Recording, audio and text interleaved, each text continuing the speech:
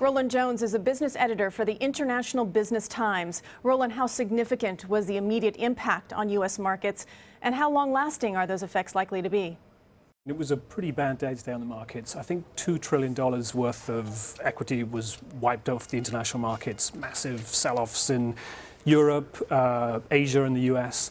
In terms of how long-lasting it'll be, this is such an unknown thing that it could last for a number of weeks. We've seen this sort of thing before. At the beginning of the year, there was some concern about growth in China, and there was some contagion around the world from that. So I think we could expect to see this for a few weeks from now.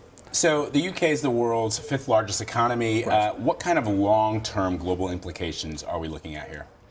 Well, so, it's interesting. The EU now has to fill a $7 billion hole that the UK has just extracted from its budget. So that's a pretty big deal. In terms of, the global implications, what we may see is in the future is other countries in the EU possibly following suit. We've already heard there's been reports that Sweden favours their own exit if there is a Brexit. So we may see the sort of disintegration of the EU going forward, and that's not good for the world economy, obviously, and markets. So that's a concern. More instability. Yeah. That's what we're looking at.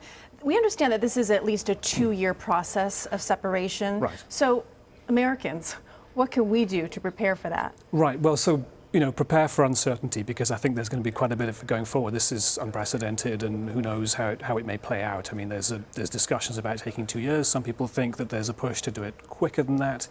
So definitely uncertainty. One thing that you could think about is that the Federal Reserve has been in the middle of a rate rising cycle. That's probably on hold now because of all this global uncertainty. So that may favour investments related to that. Maybe even mortgage rates. Maybe it's a good time to refinance. Let me ask you about one of the, a lot of people will suggest that this move by the United Kingdom comes down to immigration. Right. And I want to ask you a question about the economy and help us deconstruct whether or not this is a myth or the reality. The myth that the people who wanted to leave the EU say is that because of the influx of immigrants into the UK, mostly from Eastern Europe and in some cases Southern Europe, they've taken away jobs that Britons would be doing. Those people who say that Britain should stay in the EU say no, there's a tremendous amount of creative growth that comes from having people from the outside coming into the UK, and it actually fuels growth in the country. What is the reality? It's a good question. It should, in just basic economics, the free movement of people should be a good thing for an economy. But, it hasn't really played out that well in Europe at the moment. There's certain imbalances between different countries. So, I think that the UK has really felt the pain of this, and people are concerned about, I think there's sort of like a concern really about this, whether it's actually correct or not. That this is weighing on public services, the National Health Service. There's a lack of school places in certain parts of the United Kingdom. So I think people viscerally feel this and have just reacted in this way. Former Fed Chair Alan Greenspan said that this is just the tip of the iceberg. In his opinion, he says that the euro is failing. What do you think? Well, so the people we speak to at IBT about this, they point out that there are serious issues with the EU. It's not easy to find good things to say about the EU. The growth is slow. There's high levels of youth unemployment in various parts of the EU. It's difficult. The ECB is trying to in a bond buying process, trying to stimulate growth.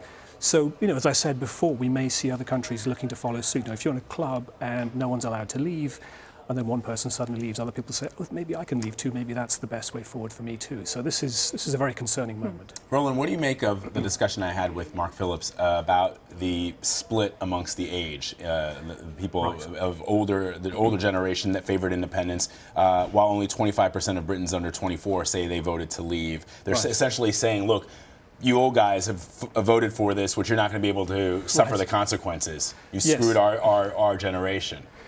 That's really interesting. Yes, just anecdotally from I'm British, and from my own family, I've seen it play out that way demographically. Perhaps those older people remember the EU that Britain joined in the early 70s. That was supposed to be a trading organisation, an economic club.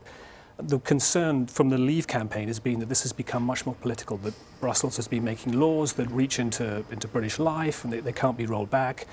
So that may explain that divide. Younger British people probably still are just kind of used to the EU as the way it is now. So it's very interesting. Very interesting indeed. Roland Jones, we thank you very much. Thanks for coming on.